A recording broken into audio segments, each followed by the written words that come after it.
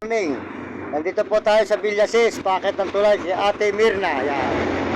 At tayo po ay magkakape dito kay Ate. Yan.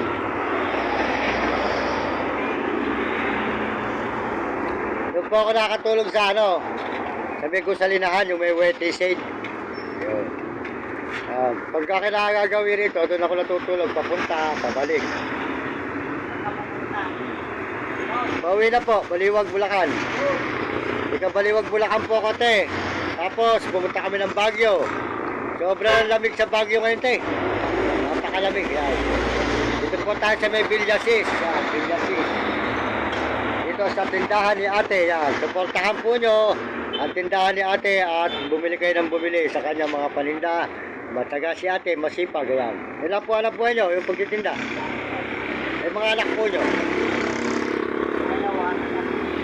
Kung sabihin po siguro, baka may mga trabaho na, o may pamilya na. Kakapo, pag may pamilya na, bigyan at hindi ka. Gano'n lang po yun, Pero tinutulungan din po naman siguro kayo, Ano po, sa lalaki at sa babae, gano'n anak nyo. Dalawang lalaki. Tapos po babae. Pares na lalaki. Ay, mas mapapalad kayo kasi kakasalin pala yung mga anak. Boss, good morning. Kakasalin po pala yung mga anak ninyo. Kaka po, matutulungan kayo ng mga lalaki.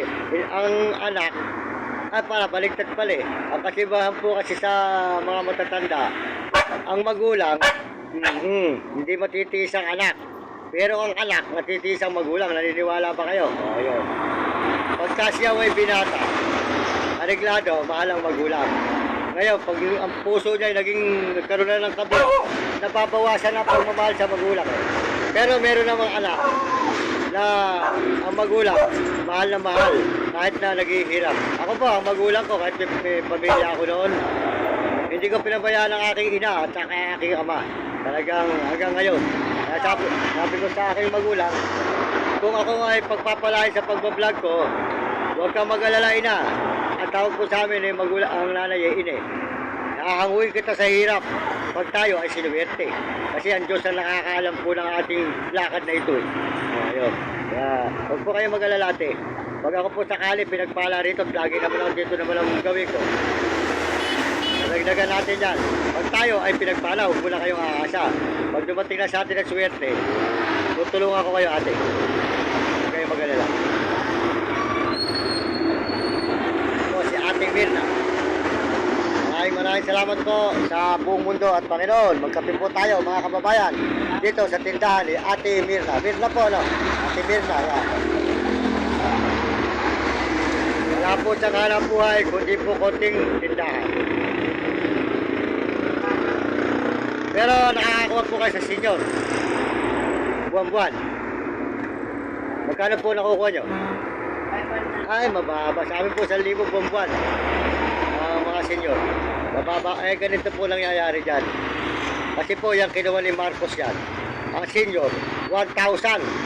Talaga. Pero nangyayari dyan, medyo, para di tayo marinig, nasa umakawa. Wala kayo. Alangati sa kanila. Totoo po yan. Kasi, yan, in-announce na ni Marcos, pinatag na ni Marcos sa City Hulya, sa Malacanang yan. Bawat senyor, umabot na 60 pataas. 1,000 buwan-buwan. Tapos pag birthday, meron pa 1,000. Pag na, nag-birthday kayo, 1,000. Ganun po. Sir, good morning. Si Sir, ayan. Bumili po kayo na. Magbablog po tayo, Sir, ayan. Ayan po. Ate, sa'yo ko natatapusin para pag-hahanapin mo sa YouTube, Mario Mendoza Vlog, makikita mo yung larawan mo.